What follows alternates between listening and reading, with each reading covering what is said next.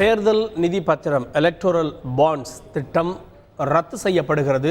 அதோடு இயற்றப்பட்ட சட்ட திருத்தங்களும் ரத்தாகிறது. இனிமேல் அதாவது ஸ்டேட் பேங்க் மட்டும்தான் அதனுடைய 29 கிளைகளில் மட்டும்தான் இந்த எலக்ட்ரல் பாண்ட்ஸ் கிடைக்கும். அதை உடனடியாக நிறுத்த வேண்டும் என்று அதிரடி தீர்ப்பை உச்சநீதிமன்ற அரசியல் சாசன அமர்வு வழங்கியிருக்கிறது. கூடுதல் விவரங்களை செய்தியாளர் வெங்கடேஷ் வழங்கியிருக்கலாம். வெங்கடேஷ், இப்போ இடைப்பட்ட காலத்தில் கொடுக்கப்பட்ட தேர்தல் இந்த பத்திரங்களுடைய நிலை என்ன? தேர்தலுக்கு முன்பாக தொடர்ச்சியாக இந்த பத்திரங்கள் 30 நாள் கொடுக்கப்படும், அதனுடைய நிலை என்ன? இதுவரை பெறப்பட்ட இந்த நிதி பற்றின ஒரு வெளிப்படைத்தன்மை வேணும்னு கூட நீதிமன்றம் சொல்லியிருக்கு. கூடுதல் விவரங்கள்.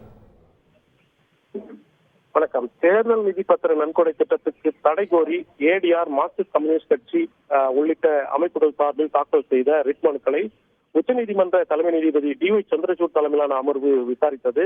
இந்த அமர்வு கடந்த நவம்பர் 11ஆம் தேதி விசாரணையின் போது தேர்தல் நிதி பத்திர நன்கொடை திட்டம் தொடர்பாக அண்மை கால தரவுகள், குறிப்பாக தேர்தல் ஆணையத்திடம் இல்லை என்றும், இந்த விவகாரம் தொடர்பாக கடந்த 2019ஆம் ஆண்டு பிறப்பித்த உத்தரவு 2019ஆம் ஆண்டு பொது தேர்தலுக்கானது மட்டுமே என்று புரிந்து கொள்ளப்பட்டதாகவும் தேர்தல் ஆணையத்தின் சார்பில் தெரிவிக்கப்பட்டதற்கு நீதிபதிகள் அதிருப்தி வெளியிட்டதுடன் தேர்தல் நிதி பத்திர நன்கொடை திட்டம் தொடர்பான தரவுகளை தொடர்ந்து தேர்தல் ஆணையம் சேகரிக்க வேண்டும் என்றும் தெரிவித்த நீதிபதிகள் இந்த தேர்தல் நிதி பத்திர நன்கொடை திட்டம் தொடர்பான செப்டம்பர் 30ஆம் தேதி வரையிலான தரவுகளை தாக்கல் செய்ய வேண்டும் என தெரிவித்து இந்த தீர்ப்பை மறுதேதி கூறுவதாக தள்ளி வைத்திருந்தனர். இந்நிலையில் தான் இன்று கூறிய ஒருமித்த தீர்ப்பில் அனாமதேய தேர்தல் நன்கொடை அளிக்க வகை செய்யும் இந்த தேர்தல் நிதி பத்திர திட்டத்தை ரத்து செய்வதாகவும், இந்த திட்டம் குறிப்பாக தகவல் அறியும் வாக்காளர்களின் தகவல் அறியும் உரிமைக்கும் அடிப்படை கருத்துரிமைக்கும் எதிராக இருப்பதாகவும் தெரிவித்துள்ளது உச்சநீதிமன்ற அரசியல் சாசன அமர்வு. மேலும்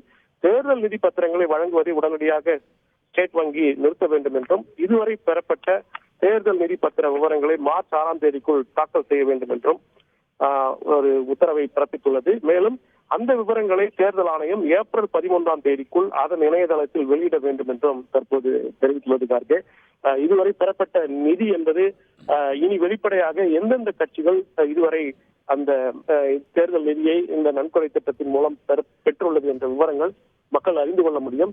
இந்த திட்டம் அடிப்படை உரிமைக்கு எதிராகவும், குறிப்பாக வாக்காளர்களின் அந்த தகவல் அறியும் உரிமைக்கு எதிராக இருப்பதுடன் அந்த ப்ரோ கிட் ப்ரோ என சொல்லக்கூடிய ஒன்றுக்கொன்றை சமன் செய்வது போல அமைந்திருப்பதால் இது கார்ப்பரேட்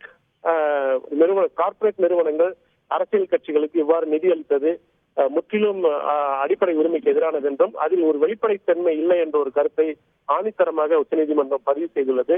கருப்பு பணத்தை ஒழிக்க பல்வேறு நடவடிக்கைகள் இருந்த போது இது தேர்தல் நிதி பத்திரத்தின் மூலம் ஒழித்துவிட முடியும் என்ற ஒரு கருத்தை உச்சநீதிமன்ற அரசியல் சாசன அமர்வு ஏற்றுக்கொள்ளவில்லை. எனவே இது கருப்பு பணத்தை ஒழிக்காது என்ற ஒரு கருத்தையும் உச்சநீதிமன்றம் மறைமுகமாக இந்த தீர்ப்பின் வாயிலாக வலியுறுத்தியுள்ளது. மொத்தத்தில் இந்த தேர்தல் நிதி பத்திர நன்கொடை திட்டத்தை உச்சநீதிமன்ற அரசியல் சாசன அமர்வு ரத்து செய்து ஒரு வரலாற்று சிறப்புமிக்க தீர்ப்பை தற்போது வழங்கியுள்ளதாக பார்க்க முடிகிறது. 2018ஆம் ஆண்டு தேர்தல் நிதி பத்திர திட்டம் கொண்டு வரப்பட்டது. அப்போதிலிருந்து இந்த தேர்தல் நிதி பத்திரங்களை பெற்றது யார், எந்த கட்சி கொடுத்தாங்க அப்படின்றதுல வெளிப்படை தகவல் இல்லை. தேர்தல் ஆணையத்திடமே இல்லை அப்படின்னு தெரிவிக்கப்பட்டிருக்கிறது. மார்ச் மாதத்திற்குள்ளாக இந்த தகவல்கள் பெறப்பட்டு பதிவேற்றம் செய்யப்பட வேண்டும் அப்படின்னு உச்சநீதிமன்றம் கண்டிப்போடு தீர்ப்பை கூறியிருக்கிறது. அதனை முக்கிய செய்தியாக பார்த்தோம்.